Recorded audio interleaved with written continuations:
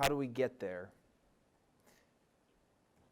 So, the mission of the U.S. Navy is to maintain, train, and equip combat-ready naval forces capable of winning wars, deterring aggression, and maintaining freedom of the seas. Pretty easy, right?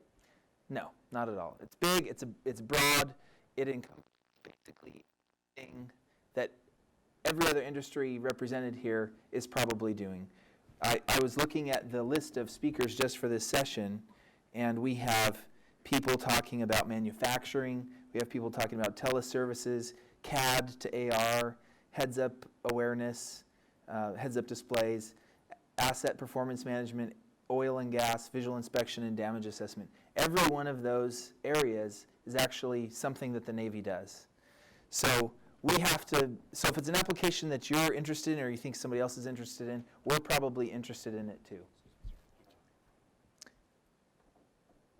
So with such a broad application space, we also have the additional requirement of having strict security, strict reliability, and strict ruggedization of these technologies. We can't afford not to have the system working when we need it. So how do you talk about all this new 21st century technology to an organization that doesn't use smartphones widely yet and still is using Fortran, and that's only a slight exaggeration? The way you do it is you talk to the user, and that's what we've done. So we've talked to about 200 sailors. Okay.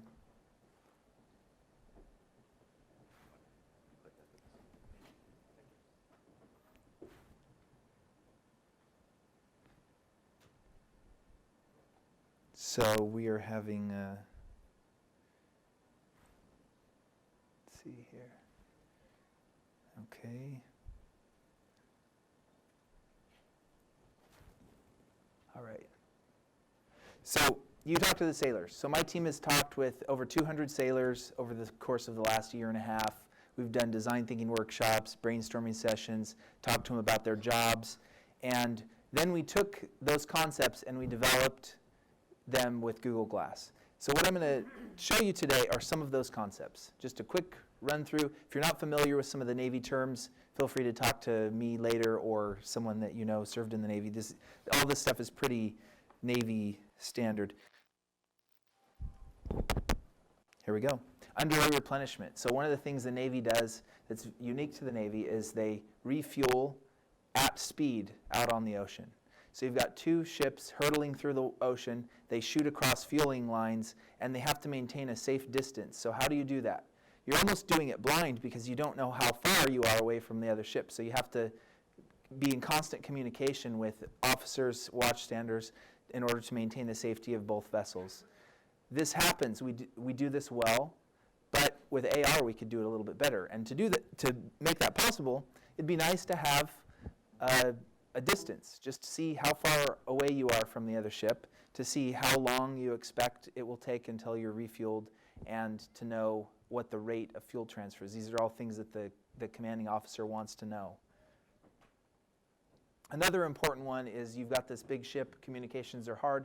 It'd be nice to be able to send out a broad message that's user-specific, tailored to the individual, that shows where they are, where they need to muster to, based on their skill set, tells them what to do in the process of leaving their current space, like close this valve, shut this door, and by the way, here's the location of some of your shipmates on the ship, so that if you notice one of those little blue dots is not moving, you know that you need to go find that person and maybe they're injured. Another thing that you often like to know is information about what the ship is doing and what the ocean and wind and all that is doing as well. So this would be this is a concept that one of the sailors we talked to drew out, is he'd like to be able to see course over ground, speed over ground, drift, wind speed, the state of the ship's engines, how fast they're rotating, and what the pitch of the propellers is. Another thing that would be nice for sailors to know is what sorts of other vessels are around. So being able to see a mobile sort of radar image would be nice.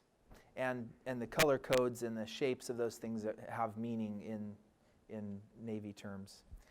They'd also like to be able to look out over the ocean and be able to see heading, and they'd also be able to like to see relative heading, but they'd also like to see what are the position of these ships with respect to me as I'm looking around, and how far away are they? That can help them with identification as well, and cueing those sorts of identification. They'd also like to know, for each of these contacts, what sorts of information do we know about it? What country is it from? What type of craft? What's its speed? Is there a estimated time to intercept, meaning are our courses on a collision course? If so, that's an important thing to know so that they can fix that. So those are some of the ideas that as we surveyed sailors, we came up with those ideas we implemented in Google Glass. So some key takeaways from what we've learned. One, sailors believe that AR will help them do their jobs better. Some of them would rather just have a bigger paycheck, but most of them see AR as being important to be able to do their jobs better. Almost every application that you can think of with AR applies to some sort of Navy problem. In order to motivate investment in augmented reality in the Navy, there has to be 3 things, and maybe 2 out of those 3 things has to be true in order to motivate it. Has to save time, has to make things less expensive, and has to increase the capability of our sailors. If it's not all 3 of those or 2 of those things, it probably won't be motivating enough. And AR will not be implemented in the Navy until it can be proven that it is secure, reliable, and rugged, because you give sailors 2 bowling balls, they will lose one and break the other one, is what I've heard. So thank you. Are there any questions? Any questions?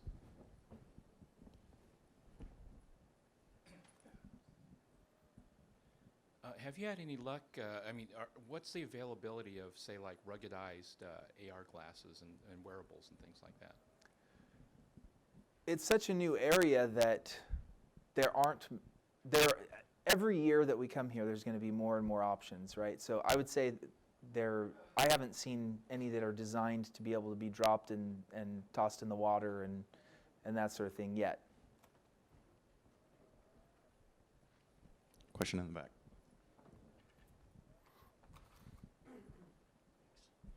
Well, if you're on a ship in the middle of the ocean, what are the security concerns that you have? Excellent question. So you're saying that basically the security cross-section is so small, what are the chances somebody's going to be able to hack in? Because that's a good point. And as the Navy is considering using a tool, they are going to need to be able to consider the security in all of the possible modalities of operation. It won't always be out in the middle of the ocean. Maybe when they come in port, maybe you need to have a concept of operations where, okay, this is okay to use out to sea, but we need to make sure it's shut down when it's in port, something like that. But those things, they will. One thing that I've learned is that the Navy is very detail oriented. It needs to know exactly how you're going to do things at every step of the way. So that would be one of the questions that they would ask. How about out to sea? How about in port? Any other questions?